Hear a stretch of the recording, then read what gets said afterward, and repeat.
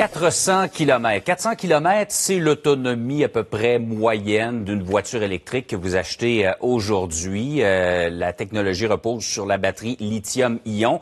Si vous magasinez, peut-être que vous vous dites, je vais attendre les avancées, peut-être dans 1 an, 2 ans, 3 ans, alors qu'il y aura davantage, on nous promet en tout cas davantage d'autonomie. Il y a peut-être un espoir que nous amènent les chercheurs australiens quant à des avancées de la batterie des véhicules électriques. On va en parler avec Bertrand Godin, évidemment spécialiste de l'automobile. Bonjour Bertrand. Hey, bonjour Jean-François. C'est drôle parce que la solution, on est allé la chercher dans le fond très loin dans le passé. Oui, loin dans le passé, c'est certain que on le sait depuis même les années 70, on essaie de développer la lithium oxygène, Okay. qui est différente de la lithium-ion, mais on n'a jamais eu beaucoup de succès parce que elle n'était pas performante et on a essayé de la ramener au début des années 2000 avec autant de débâcles avec cette technologie, sauf que le Centre de recherche des énergies propres de l'Université de Sydney en Australie a découvert une molécule qui pourrait faire en sorte d'augmenter considérablement l'autonomie, parce que le défi n'est pas juste l'autonomie, c'est aussi de faire en sorte d'avoir moins d'impact sur l'environnement. Et le lithium oxygène, c'est une batterie qui peut avoir une durée de vie quasiment du double et du triple.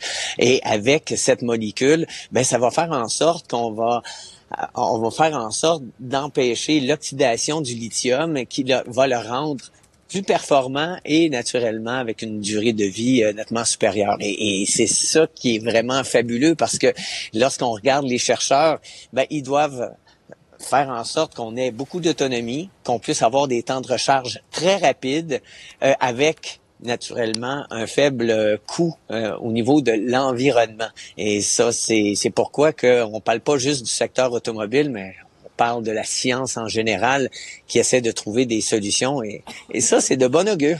Bon, justement, ça amènerait des batteries, parce qu'on dit souvent, d'abord, les batteries sont pas encore tout à fait performantes. Deuxièmement, la production de la batterie coûte cher à l'environnement. On réglerait, entre autres, ces problèmes-là avec la batterie lithium-oxygène? C'est parce que la lithium-ion, elle se détériore quand même passablement plus rapidement. Par contre, c'est la lithium-ion qui offre actuellement les meilleures performances et qui est capable d'emmagasiner le plus d'énergie.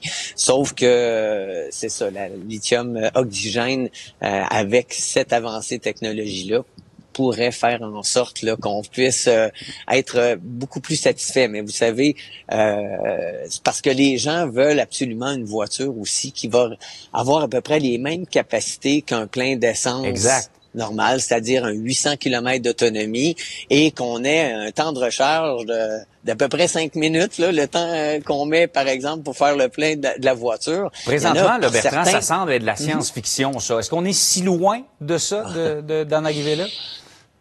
Écoutez, moi, j'ai bon espoir. Quand je regarde tout ce qui se fait en termes de recherche, on a souvent tendance à penser qu'on est figé dans le temps, qu'on va rester comme ça éternellement. Mais on le voit, l'environnement a changé rapidement ces dernières années. On le constate, mais il faut constater aussi que les chercheurs font énormément de travail. Ce matin, à l'heure qu'il est là, il y a un paquet de scientifiques qui se lèvent pour trouver des solutions. Et c'est pourquoi faut avoir espoir. L'espoir est entre autres dans cette solution lithium-oxygène, mais dans un horizon de 5 ans en terminant, Bertrand, on va avoir franchi des pas importants, sans dire qu'on va arriver au rêve d'une recharge aussi rapide qu'un plein d'essence et d'une autonomie aussi importante. Oui, mais exactement. Faut voir aussi que malgré le fait qu'il y en a qui se plaignent de ça, moi j'en ai une voiture électrique, elle répond parfaitement à mes besoins.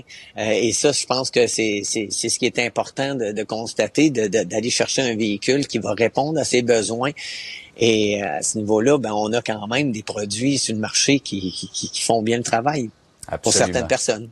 Bertrand Godin, merci beaucoup d'avoir fait le tour avec nous ce matin. Et merci. Au revoir. Bonne journée.